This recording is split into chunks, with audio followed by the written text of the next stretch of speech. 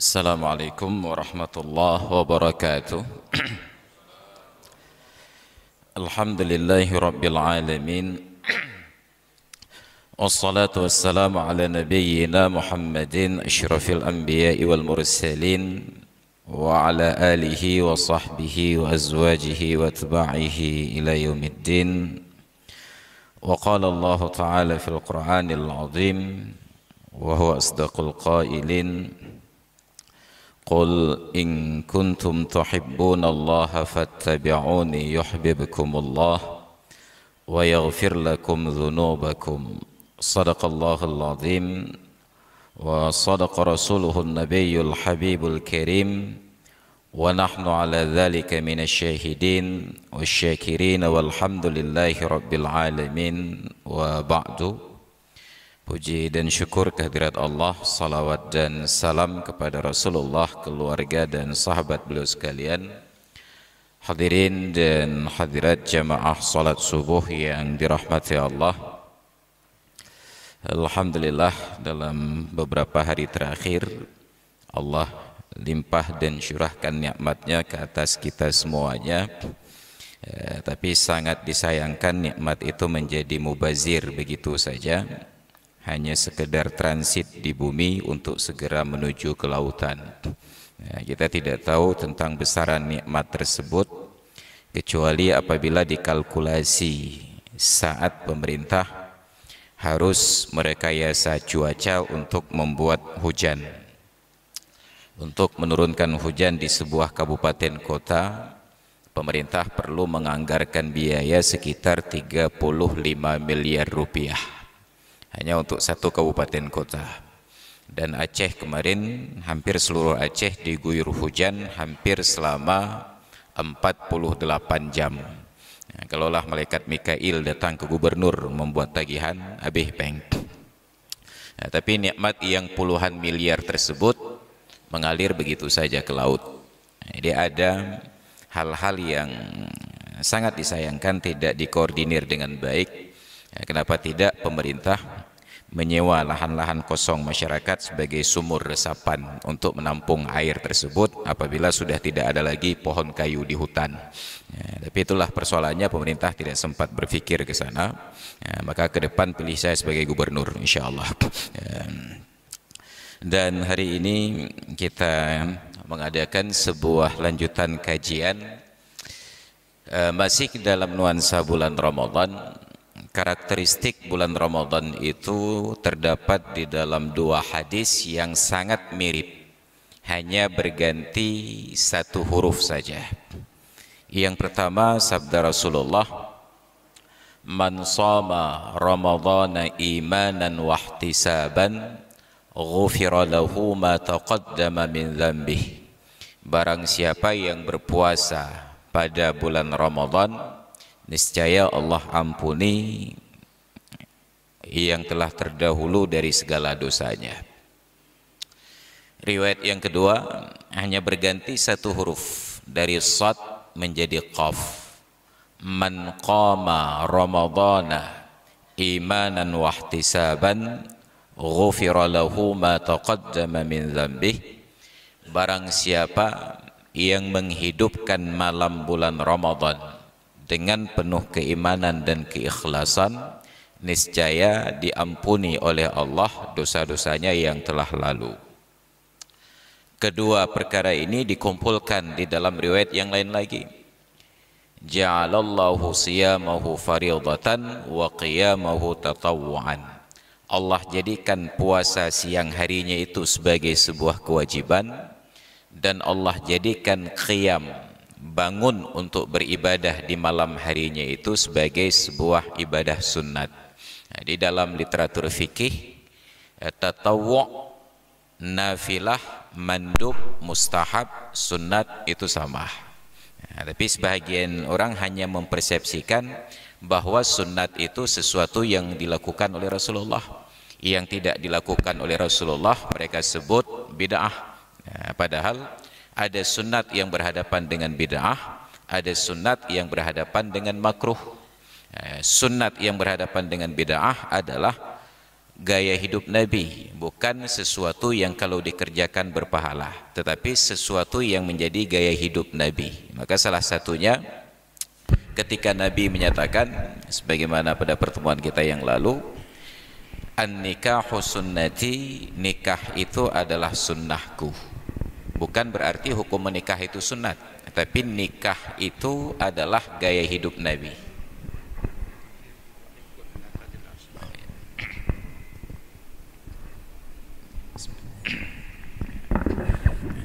Maka sunat agak agak sunat di dalam ungkapan tadi bukan berarti dikerjakan berpahala, ditinggalkan tidak berdosa, tetapi itu adalah gaya hidup. Tapi ketika disebutkan zikir sunat, qiyamul lail sunat, itu definisinya adalah ma yusabu ala fi'lihi wa la yu'aqabu ala tarkih, sesuatu yang diberikan pahala apabila kita lakukan dan tidak berdosa apabila kita tinggalkan.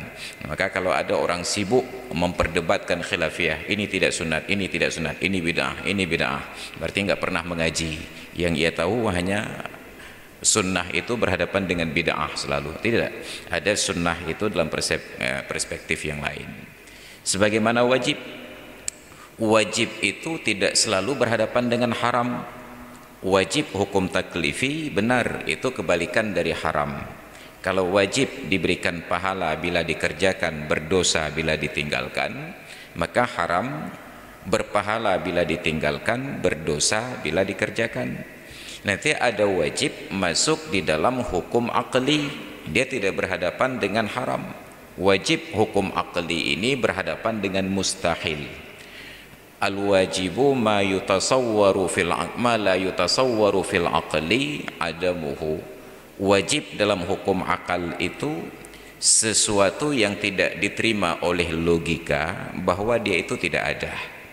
Kebalikannya adalah mustahil. Ma la yutasawwaru fil aqli wujuduhu, sesuatu yang tidak diterima oleh logika bahwa itu ada.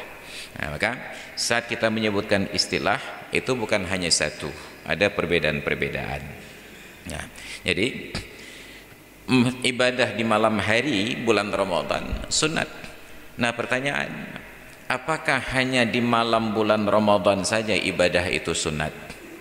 Padahal setiap malam kita disuruh untuk qiyamul lail. Nah, maka Rasulullah mengingatkan para sahabat beliau untuk menjaga qiyamul lail. Sehingga beliau cela, wala takun kafulanin kana yaqumu minal laili fayatrukahu. Jangan kamu menjadi seperti si fulan, pernah suatu ketika dia bangun di waktu malam untuk beribadah lalu ia tinggalkan. Dicela oleh Nabi orang yang sudah mempraktekkan lalu meninggalkan. Itu pentingnya qiyamul lail. Maka qiyamul lail ini bukan hanya di bulan Ramadan. Jadi ketika Rasulullah menyatakan wa ja'ala qiyama lailihi tatawwu'an, Allah jadikan qiyam di malamnya itu sebagai ibadah sunat, itu bukan terbatas Ramadan, tetapi berlaku juga di malam-malam yang lain. Karena keistimewaan Ramadan, maka khusus di malam-malam Ramadan diganti nama dari qiyamul lail menjadi qiyamu Ramadan. Nah, maka di zaman Rasulullah hidup, salat yang dipraktekkan di malam bulan Ramadan itu disebut salat qiyamu Ramadan. Belum bernama tarawih. Sampai Abu Bakar wafat belum bernama tarawih. Maka bila Rasulullah sudah mengajarkan kepada para sahabat tentang fadilah salat tarawih dari malam per malam 1 sampai 30, maka itu menjadi sebuah anomali dalam ilmu hadis. Maka digugat bahwa hadis itu hadis dhaif dan kemungkinan besar palsu. Kenapa? Bagaimana sesuatu yang belum ada di zaman Rasulullah tiba-tiba sudah disebut namanya. Nah, itu sama bandingannya seperti orang yang menyatakan bahwa Presiden Soekarno itu adalah penasihat partai PDIP. Tidak diterima karena wujudnya PDIP jauh setelah Soekarno meninggal. Sama bandingan seperti orang menyatakan bahwa Sultan Iskandar Muda itu adalah Dewan Penasihat Partai PA. Enggak diterima karena beliau sudah meninggal dunia jauh sebelum PA itu wujud. Maka tidak diterima pula oleh logika bahwa Rasulullah sudah mengajarkan tarawih dari malam per malam tentang fadilahnya sampai 30 malam, sedangkan yang pertama nama tarawih belum ada, dan yang kedua Nabi suruh sahabat salat di rumah, yang ketiga Nabi hanya mempraktekkannya 3 malam saja. Tapi sudahlah, karena kita memang senang untuk diprovokasi. Namanya Qiyamul Ramadan. Di zaman Sayyidina Umar berubah namanya menjadi, bukan berubah, bertambah. Kalau berubah artinya nama pertama tidak dipakai, ini bertambah, yaitu menjadi tarawih. Latar belakang penamaan, wajah tasmiyahnya, kata para ulama, li'annahum kanu yastariyahuna fi kulli arba'i raka'atin, karena mereka istirahat setiap 4 rakaat. 4 rakaat istirahat, 4 rakaat istirahat, 4 rakaat istirahat. Maka salat tersebut sah diniatkan usalli sunnata qiyami Ramadan, sebagaimana sah diniatkan usalli sunnata tarawih. Sama. Jadi kalau kita kembali kepada hadis sahih riwayat dari Ummul Mukminin Aisyah, bahwa Rasulullah tidak pernah lebih salat malam beliau, baik di dalam Ramadan atau di luar Ramadan, daripada 11 rakaat. Tidak pernah lebih.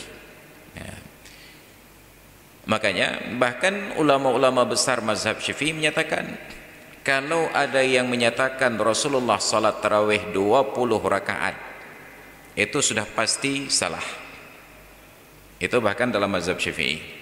Dikutip oleh Imam Al-Ghazali, bahkan dipertegas di dalam syarahnya Ittihafu Sadatil Muttaqin ala Syarhi Ihya'i Ulumuddin, barang siapa yang menyatakan bahwa Rasulullah salat tarawih 20 rakaat, sudah pasti hadisnya salah, dhaif, dan pendapat itu salah. Hanya jumhur ulama Hanafi, Maliki, Syafi'i dan Hambali menyatakan salat tarawih itu 20 rakaat berdasarkan praktek dilakukan oleh sahabat di zaman Sayyidina Umar sampai hari ini di Mekah, 23 rakaat. Maka Mekah itu tidak berubah, Madinah itu tidak berubah, dari zaman Sayyidina Umar sampai sekarang tidak berubah. Tapi tidak boleh kita katakan Nabi salat 20 rakaat, karena yang sahih tentang praktek salat Nabi 8. Oh, kalau begitu saya ikut Nabi saja, Ustaz. Ya, alhamdulillah kamu ikut Nabi saja. Tapi benar-benar ikut Nabi, jangan hanya menghitung jumlahnya saja. Hanya jumlah rakaatnya ikut Nabi. Waktunya tidak ikut waktu Nabi, panjang bacaannya tidak mengikut panjang bacaan Nabi. Jadi kalau ikut itu nggak boleh setengah-setengah. Sama seperti orang beli paket pulsa HP. Yang paket bicara SMS-nya mahal. Yang paket SMS bicaranya mahal. Yang paket internet bicara dengan SMS-nya mahal. Jadi nggak bisa beli paket pulsa HP itu murah tiga-tiganya. Saya mau cari paket HP yang murah SMS, murah internet, dan murah bicara. Hana merumpok. Kecuali kita anak dari direktur Telkom, nya belum merumpok. Jadi itu karakteristik. Tetap penjualan paket itu ada lebih, ada kurang. Makanya HP yang dijual sekarang itu pun lebih-lebih kurang. Bentuknya seragam semuanya. Hanya lebih di kamera, nanti ada yang lebih di kecepatan internet, nanti ada yang lebih di layarnya, dan seterusnya. Nggak ada satu HP yang merangkum semua kelebihan itu kecuali yang flagshipnya. Ini karakteristik. Maka kita tidak ingin memperdebatkan khilafiyah. Silakan yang mau tarawih 8 silakan, 20 silakan, nggak tarawih juga nggak apa-apa. Kenapa? Karena itu persoalan sunat. Hanya bagi yang ingin melakukan, timbul pertanyaan, bagaimana yang sebenarnya? Kita bukan lagi berbicara tentang jumlah rakaat, tata laksananya. Maka yang sebenarnya yang dicontohkan itu ada dua yang berbeda dari kita sekarang. Yang pertama, di zaman Rasulullah itu tidak pernah ada orang perempuan yang sholat tarawih. Nabi keluar sendiri dari rumah ke masjid, bahkan tidak mengajak istri, tidak mengajak keluarga, sendiri. Medeh kamu pakak melintai kan? Seharusnya beliau ajak cucu beliau untuk melatih mereka. Tidak, beliau keluar sendiri. Hanya kebetulan di masjid ada pasukan jomblo yang hana muhawa. Jadi seperti Abu Hurairah dan sahabat-sahabat beliau melihat Nabi kembali ke masjid dan sholat, mereka ikut sholat. Sayangnya mereka tidak bertanya kepada Nabi, ya Rasulullah, sholat ini apa namanya dan berapa jumlah rakaatnya. Dan Nabi tidak menjelaskan. Kenapa? Karena Nabi memang tidak inginkan adanya kesepakatan, dibuka ruang untuk khilaf. Kalau Nabi ingin tidak ada khilaf, maka sungguh yang pertama dihindari khilafnya adalah penetapan awal dan akhir Ramadan. Nabi akan segera bertanya kepada Allah Ta'ala melalui Jibril, ya Allah, supaya umatku tidak ribut tentang awal dan akhir Ramadan, tolong berikan jadwal 1 Ramadan dan 1 Syawal sampai hari kiamat. Bisa saja. Tapi ternyata Rasulullah tidak bertanya. Bahkan ketika beliau hidup pun setiap tahun itu ada proses ru'yatul hilal. Padahal Nabi tinggal telepon saja malaikat Jibril, "Pu kaja deh raweh tengok. Kaja deh puasa tengok." Kenapa? Karena tidak diinginkan kesepakatan. Ingin adanya ruang khilaf perbedaan pendapat tersebut. Kenapa? Karena itulah tabiat penciptaan manusia. Walau syaa rabbuka laja'alan nasa ummatan wahidah. Kalau Tuhanmu mau, wahai Muhammad, sungguh dia akan ciptakan manusia itu satu golongan saja. Wala yazaluna mukhtalifin, tapi mereka senantiasa berbeda-beda. Maka di zaman Rasulullah tidak ada orang perempuan datang ke masjid untuk salat tarawih, salat qiyam Ramadan, bahkan tidak pula disuruh salat di rumah. Hanya untuk laki-laki. Yang datang malam ketiga Nabi tidak keluar, atau malam keempat yang Nabi tidak keluar, di waktu subuhnya instruksi itu untuk orang laki-laki yang sudah kumpul di masjid. Fasallu ayyuhan nasu fi buyutikum. Salatlah kalian wahai sahabat-sahabatku di rumah kalian masing-masing. Fa inna afdala salatil mar'i fi baitihi, karena sesungguhnya salat seseorang yang paling bagus itu di rumahnya. Makanya banyak yang mengamalkan hanya sebatas itu saja. Lupa lanjutannya, illal mafruḍah, kecuali salat fardu 5 waktu. Itu lebih bagus di masjid. Entah karena ustadznya hanya baca sampai di situ saja. Fa inna afdala salatil mar'i fi baitihi. Sang kita tanya, "Hai, apakah nak lemah-lemah di masjid lewatnya?" Begini ustaz, saya dapat riwayat hadis, fa inna afdala salatil mar'i fi baitihi. Orang laki-laki itu paling bagus salatnya di rumah. Oh, enam tak merupanya. Ada lanjutannya ke depan. Illal maktubah, kecuali salat fardu 5 waktu, itu lebih bagus di masjid. Kecuali untuk perempuan bahkan salat fardu pun lebih bagus di rumah. Mohon maaf ibu-ibu. Lebih bagus di rumah, kecuali ada fadilah tambahan seperti pengajian. Makanya terkait kegiatan malam bulan Ramadan, salat tarawih itu sehebat apapun, maksimal pendapat para ulama 41 rakaat. Tetapi pengajian seperti ini, seburuk apapun, fadilahnya seperti 1000 rakaat. Tarawih udah terbatas, 20, 36, 41, terbatas. Itu pun belum tentu dapat pahala. Kenapa? Karena banyak yang salat tarawih baik hana mo'oh, ataupun hana mo'hoja. Tapi untuk kajian ilmu seperti ini, minimal kita sudah dapatkan 1000 rakaat. Duduk dalam majelis ilmu sejenak itu sudah dapatkan 1000 rakaat. Makanya kegiatan-kegiatan salat tarawih malam itu sebenarnya lebih panjang pahala pada 10 menit ceramah daripada 45 menit sampai 1,5 jam salat. Tapi karena kita tidak pandai bisnis, kita ingin ibadah yang besar walaupun pahalanya kecil. Padahal prinsip bisnis, ibadah sekecil-kecilnya dengan pahala yang sebesar-besarnya. Makanya bagi bapak-bapak yang sayang kepada istri, saat mau berangkat tarawih, berikan pahala wajib kepada istri dengan bersabda, "Igata tadu irumah mentang." Maka istri yang duduk di rumah itu dapat pahala wajib. Kenapa? Karena patuh pada suami. Istri wajib patuh pada suami. Saat ditanya, "Kenapa enggak tarawih?" Sedang ibadah wajib, Pak Ustaz. Ibadah wajib apa? Patuh pada suami. Apa perintahnya? Suruh duduk di rumah saja. Maka dapat pahala wajib. Ini yang kita lupakan. Jadi datang kemari itu hanya ibadah sunat. Itu satu yang kita bedakan. Di zaman Sayyidina Umar, orang perempuan sholat tarawih tetapi dipisahkan tempatnya antara laki-laki dan perempuan. Laki-laki di masjid, perempuan di musalla. Yang di masjid yang laki-laki ditunjuk 2 orang imam oleh khalifah secara bergantian antara Ubay bin Ka'ab dengan Tamim Ad-Dari. Sedangkan untuk perempuan ditunjuk seorang imam yang berbeda, namanya Abdurrahman bin Abi Hasmah. Maka kalau kita berdebat tentang sunnah tidak sunnah, bahkan sholat tarawih di Masjidil Haram dan Masjid Nabawi itu paling bid'ah. Kenapa? Udah laki-laki dan perempuan kumpul di masjid di awal waktu pula. Ini menjadi masalah. Maka bid'ah itu tidak sesempit batok kepala kita. Bukan asal tidak dilakukan oleh Nabi sudah bid'ah.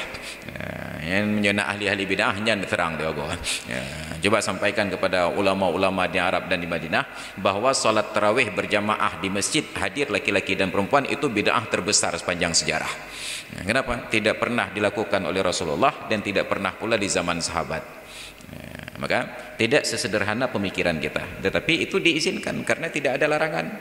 Maka kalau mereka bertanya mana dalilnya, sekarang kita lakukan, kita tanya mana larangannya. Karena melarang sesuatu yang tidak dilarang oleh agama sama buruknya seperti menyuruh sesuatu yang tidak disuruh oleh agama.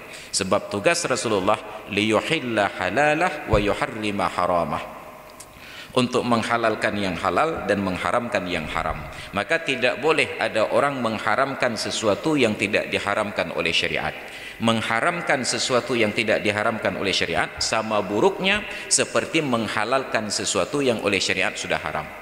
Maka orang yang mengharamkan wirid zikir setelah salat sama buruk seperti orang yang menghalalkan riba. Kenapa? Riba sudah positif haram, kita halalkan. Berzikir itu sudah positif halal, tiba-tiba kita haramkan, itu sama buruk dua-duanya. Maka jangan nekat menghalalkan dan mengharamkan kecuali ada dalil yang akurat. Makanya hadis dhaif tidak boleh dijadikan landasan dalil untuk bab halal dan haram. Dia mesti qat'iyyus subut dengan qat'iyyud dilalah. Itu yang pertama. Maka salat malam bulan Ramadan itu dengan contoh tadi. Maka yang berbeda bagi kita sekarang, kita kerjakan di masjid dan kumpul laki-laki perempuan. Masalah yang kedua, di zaman dahulu salat tarawih dan salat isya itu tidak satu paket. Karena salat isya berlaku umum, laki-laki perempuan, yang tua yang muda, asal sudah baligh, berakal, Islam, mukallaf, dia wajib salat. Tetapi salat tarawih ini salat khusus untuk orang-orang yang khusus di waktu yang khusus. Tiba-tiba sekarang dijadikan salat umum. Maka akhirnya salat yang khusus ini bahkan orang yang khusus harus mengikuti selera umum. Apa selera umum? Selera umum salat ini dilaksanakan sesuai dengan semangat proklamasi. Diselenggarakan dengan cara yang seksama dan dalam tempo yang sesingkat-singkatnya. Padahal ini salat khusus di waktu yang khusus untuk orang-orang yang khusus. Orang-orang yang khusus itu ingin pelaksanaan salat dalam kondisi sudah tenang dan ingin durasi salatnya itu panjang. Maka akhirnya kita paksakan orang yang mau salat tenang ini untuk salat cepat. Alhamdulillah kita di Banda Aceh ini punya riwayat tempat sholat tarawih yang paling cepat. Saya pikir dulu itu juara nasional. Ternyata hanya runner up. Karena juara nasionalnya ada di Blitar, Jawa Timur, 23 rakaat 7 menit. Enggak ada lagi. Sudah tobat. Oh, COVID-19 didolok didolok. Jadi anak-anak muda sekarang kastres itu mayang le. Tapi bahkan yang di Dolok itu saya anggap masih lama, yang di Blitar itu pun masih saya anggap lama. 23 rakaat 7 menit itu masih lama. Karena saya punya tata laksana sholat tarawih yang lebih cepat lagi. Jangan sholat tarawih selesai. Jangan sholat tarawih selesai. Kenapa? Karena sholat tarawih ini sunat. Tidak kita kerjakan tidak berdosa. Tidak dikerjakan tidak berdosa. Pertanyaannya, lalu untuk apa kita kerjakan? Untuk mendapatkan pahala, maka lakukan dengan benar. Bila tidak, tinggalkan dengan benar. Toh tidak berdosa. Tapi bila salat tarawih yang sunat ini dilakukan dengan cara yang tidak benar, berpotensi untuk berdosa. Kita kerjakan secara berjamaah, tiba-tiba ada makmum yang gerakannya mendahului imam, dosa. Kita kerjakan salat secara berjamaah, karena tuntutan untuk buru-buru maka imam membaca Fatihah dengan bacaan yang salah, dosa. Tidak tarawih sudah pasti tidak berdosa. Tapi ada orang yang salat tarawih ternyata berdosa, maka hendak pun mencabutnya. Maka ini harus dipertimbangkan. Kalau mau salat dengan benar, kalau tidak tinggalkan dengan benar. Enggak perlu merasa malu enggak salat tarawih. Oh mabruk dah akay nak main tarawih, enggak ada. Enggak perlu malu tidak salat tarawih. Yang seharusnya kita malu apabila tidak salat fardu. Maka gara-gara tarawih dan fardu ini disatukan paketnya, muncul masalah berikutnya, yaitu banyak orang yang sebenarnya semangat salat isya berjamaah, gara-gara tarawih tidak berani berjamaah. Sebenarnya mau salat isya berjamaah, tapi bagi fikir tarawih tak kiban cara ada debit. Akhirnya daripada ketahuan enggak salat tarawih, lebih bagus enggak salat isya di masjid. Dia salat sendiri di rumah. Ini menjadi masalah. Maka malam-malam berikutnya nanti ganti ajakan. Jangan lagi ajak salat tarawih. Ajak yuk kita salat isya. Salat isya, iya salat isya. Nanti tarawih ya, terserah mau salat silakan, enggak mau enggak apa-apa. Yang penting salat isya berjamaah. Maka kita hidupkan orientasinya itu memprioritaskan sesuatu yang memang sepatutnya menjadi prioritas. Oke. Jadi perbedaan kedua, dulu itu terpisah tarawih dengan isya. Maka sepatutnya isya dulu kerjakan semuanya, baru nanti tengah-tengah malam siapa yang mau salat tarawih, salat tarawih. Idealnya itu sekitar jam 2 salat tarawih. Oh pah 2 hana sojak niku. Hana mungkin hana sojak. Kenapa? Dulu sudah terbukti ketika di Masjid Al-Ma'mur Lamprit dilaksanakan qiyamul lail. Pernah ikut? Kira-kira saat qiyamul lail itu masjidnya kosong melompong ataupun penuh sesak? Penuh sesak. Itu menunjukkan ada banyak orang yang sebenarnya ingin ibadah ini dengan khusyuk di bulan Ramadan, tapi tidak ada yang memfasilitasi. Maka terbukti mereka hadir tengah malam jam 2 sampai subuh qiyamul lail. Kalaulah mereka tidak mau, maka sungguh sepi qiyamul lail, tapi ternyata penuh sesak. Maka seharusnya kita buat dua alternatif. Yang kira-kira sibuk di waktu jam-jam 8, okelah nanti salat tarawihnya jam 2. Yang kira-kira sibuk nanti jam 2, apa sibuk? Sibuk tidur kan? Ya, salat tarawihnya jam 8. Ya, buat dua paket. Paket umum, paket khusus. Ya, ada pilihan, difasilitasi. Nanti baru kita lihat mana yang lebih ramai. Oh ternyata lebih ramai yang jam 2. Kalau begitu yang jam 8 dimatikan tarawihnya. Ya, kemudian paketnya. Kira-kira paket yang tidak laku itu dihilangkan. Jadi seharusnya demikian. Tapi kita tidak pernah memfasilitasi orang-orang yang rajin berjamaah. Jadi karena tarawih kita terlalu cepat, maka muncullah masalah ketiga, yaitu kita selesaikan salat tarawih berlanjut dengan witir. Witir jam setengah 10, 9.30 witir. Padahal kita positif 97,5% terbangun di waktu sahur jam 4. 97,5%, tinggal 2,5% lagi yang tidak bangun sahur kemungkinannya. Tapi karena tadi salat tarawih jam 9.30 disudahi dengan witir, seolah-olah kita umumkan kepada Allah Ta'ala, malaikat Jibril, Raqib Atid dan lain sebagainya, hana pu prehle hang kutumah yang lelehnya. Kenapa? Karena prinsip dari salat witir tersebut, apa kata Rasulullah? Ij'alu akhir salatikum bil laili witran. Jadikan salat kalian yang paling akhir di waktu malam itu salat witir. Artinya witir itu dikerjakan pada saat kita sudah tidak ada kemungkinan lagi untuk mengerjakan salat sunat yang lain. Maka dulu Nabi sudahi salat tarawih dengan witir, qiyamul Ramadan dengan witir. Kenapa? Tanyakan kepada sejarah jam berapa Nabi mengerjakan salat qiyamul Ramadan tersebut. Sehingga dalam riwayat Abu Dzar, hatta khashina fautal falah, sehingga kami khawatir tidak sempat makan sahur pada jam-jam tersebut. Enggak mungkin lagi salat yang lain dikerjakan, maka disudahi dengan salat witir. Kita selesai salat tarawih jam 9.30, jam 10 sudahi dengan witir. Ini jadi masalah. Tapi pertanyaannya, Apakah kalau sudah witir jam 9.30, sudah witir jam 10 tidak boleh sholat sunat lagi? Tidak ada larangan. Maka istilah yang keliru ketika menyebutkan sholat witir sebagai penutup sholat malam. Sholat malam tidak pernah ditutup. Salat tidak pernah ditutup. Jadi karena ada kata-kata penutup, akhirnya ketika kita katakan boleh sholat sunat lagi setelah sholat witir, apa yang terjadi? Muncul istilah yang kedua, sholat pembuka. Nah, karena ada sholat penutup, maka ada sholat pembuka.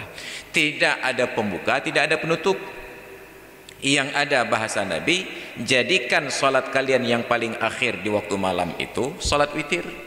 Maka kalau kita masih ada rencana sholat tahajud nanti tengah malam, jangan witir dulu. Begitu selesai tarawih 8 atau selesai tarawih 20 pulang. Bahkan itu seharusnya menjadi solusi saat di masjid-masjid tertentu ada keributan antara jemaah 8 dengan 20. Di mana ributnya? Perkara witir. Yang 8 menuntut kami sudahi dengan witir dulu, yang 20 geser. Yang 20 katakan awakkah weh lentek kamu witir dulu. Ribut gara-gara witir. Padahal witir belum diperlukan. Maka kenapa tidak panitia masjid umumkan bahwa masjid kami hanya memfasilitasi sholat tarawih, witir kerjakan masing-masing, selesai masalah. Kalau memang itu jadi masalah, kenapa? Karena memang belum sepatutnya witir pada jam tersebut. Bukan tidak boleh, sepatutnya witir kalau memang kita terbangun tengah malam untuk sahur, dang-dang tapreh sirine imsak, dang-dang berkumandang azan subuh. Biasanya kita berhenti makan sahur itu pada waktu imsak. Imsak dengan fajar itu ada 10 menit. 10 menit itu berpeluang untuk sholat tarawih lebih dari 3 rakaat. Maka boleh. Nah, jadi pemahaman ini tidak tersampaikan dengan baik karena kita menjadikan ibadat itu hanya tradisi, bukan karena Allah. Kita beribadat karena nafsu, bukan ibadat karena ilmu. Makanya hadirin dan hadirat sekalian yang dirahmati Allah, di bulan Ramadan ini sedapat mungkin dalam berbagai kesempatan kita manfaatkan untuk menuntut ilmu, walaupun hanya duduk diskusi berdua saja. Yang penting orang yang menyampaikan ilmu itu orang yang berkompeten, dari dasar-dasar yang berkompeten pula. Maka duduk sejenak tersebut sudah mendapatkan fadilah 1000 rakaat salat sunat. Jadi bukan hanya tentang baca Al-Quran. Baca Al-Quran penting, tetapi baca Al-Quran itu fadilahnya masih 10 kali lipat, 10 kebaikan, 10 kebaikan. Tapi ketika Al-Quran dipelajari, wa yatadarasunahu bainahum, mereka pelajari, maka saat itu fadilahnya menjadi berlipat ganda. Maka kita harus pahami, Allah turunkan Al-Quran dalam bahasa Arab pada orang Arab yang memahami. Orang Arab baca Al-Quran mereka paham. Kita baca Al-Quran bahasa Arab tidak paham-paham, maka baca dilanjutkan baca-baca saja, suatu saat akan sampai nauzubillah pada titik bosan.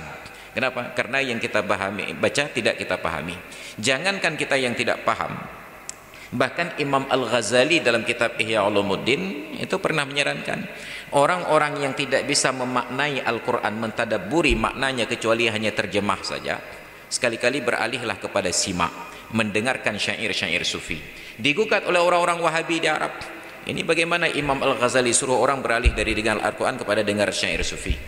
Mereka tidak paham bahwa ada orang yang dengar Al-Quran, mereka tidak tahu di mana i'jaznya Al-Quran, kemu'jizatan Al-Quran itu bagaimana, lezatnya Al-Quran itu bagaimana, karena nilai sastra mereka rendah. Itu sama seperti kita yang di Indonesia sekarang berbahasa Indonesia dengan buruk. Saya sering mengkritik, bukankah kita selalu menyatakan listrik mati, listrik hidup, padahal dalam bahasa Indonesia tidak diajarkan hidup dan mati untuk listrik. Hidup dan mati itu pada makhluk hidup, pada binatang. Sedangkan untuk listrik nyala dan padam. Dalam bahasa Aceh hulun. Tapi bahkan dalam bahasa Aceh pun tidak ada lagi hu, tidak ada lagi lun. Mati lampu. Kenapa? Karena kita tidak mempraktekkan nilai sastranya. Orang yang paham sastra akan sangat terganggu dengan istilah tersebut. Maka saya selalu mengkritik orang-orang yang tanya nomor kontak. Pada nomor HP dengku. Saya tanya berapa? Pada nomor HP. Selalu diawali dengan pernyataan kosong. Pertanyaannya, sejak kapan kosong itu menjadi angka? Kosong itu hampa, tidak ada isi. Berapa nomor HP? Kosong. Mati hana nomor HP kan?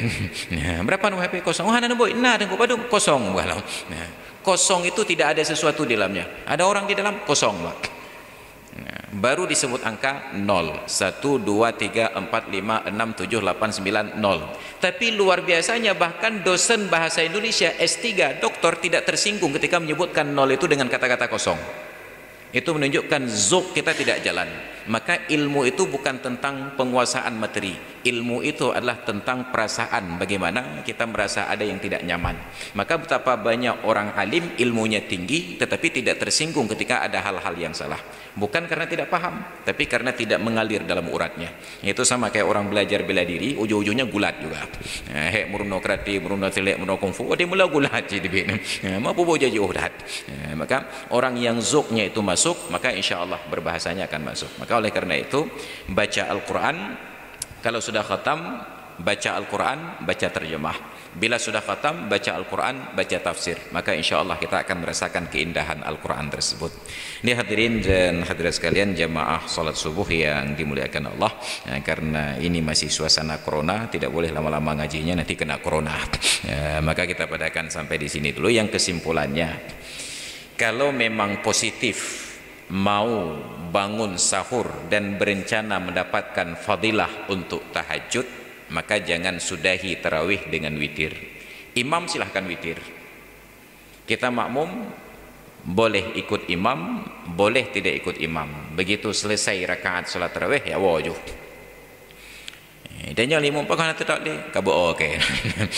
Itu bahasa Inggris. Nanti solat sendiri tengah malam. Oh ternyata sudah witir juga, nanti mau salat lagi tengah malam silahkan. Tetapi petunjuknya tidak boleh 2 kali witir di dalam satu malam. Maka tinggal solat sunat saja, tidak ada lagi witir. Mau tahajud 2 rakaat, 4 rakaat, 6 rakaat, 8 rakaat. Yang penting jangan ada lagi witir. Karena prinsip witir itu menjadikan hitungan rakaat solat sunat sepanjang hari tersebut bernilai ganjil. Kenapa? Karena salat fardunya juga ganjil. Bayangkan semua salat fardu itu genap, tiba-tiba maghribnya menjadi 3. Kenapa? Karena Allah itu ganjil, senang yang ganjil-ganjil. Maka salat rawatib, salat sunat semuanya 2 rakaat. 2, 4, 2, 4. Supaya tetap bernilai ganjil, maka ditambahlah 1 rakaat witir atau 3 rakaat, 5, 7, 9 sampai maksimal 11 rakaat ganjil. Sudah ganjil, ditambah ganjil lagi, kembali ke hukum matematika dasar. Ganjil tambah ganjil, genap. Nah, maka kalau sudah ada witir setelah salat tarawih, jangan lagi witir di tengah malam. Salat sunat saja, mau tahajud terserah apa saja, dibolehkan. Nah, dan inti dari tahajud adalah ada salat setelah bangun tengah malam. Maka orang yang belum sempat salat isya, belum sempat salat tarawih, terbangun jam 4 mau makan sahur, salat isya saja. Salat isya itu sudah bernilai tahajud. Maka orang yang ingin salat tahajud secara efisien dan efektif, jangan salat isya dulu. Ya, tidur dulu, bangun nanti jam-jam 4 salat isya. Itu sekaligus bernilai tahajud. Kalau sempat bangun, ya, bila tidak sempat bangun, silahkan dijawab pada malaikat dalam kubur. Ya, itu yang kita antisipasi. Ya, maka hadirin dan hadirat sekalian yang dirahmati Allah, demikian kajian kita di subuh hari ini. Mudah-mudahan menjadi ilmu yang bermanfaat dan mudah-mudahan mendatangkan fadilah salat sunat 1000 rakaat dan mudah-mudahan ibadah kita diterima oleh Allah Subhanahu wa taala. Amin rabbal alamin. Hadanallahu wa iyyakum ajma'in. Assalamualaikum warahmatullahi wabarakatuh.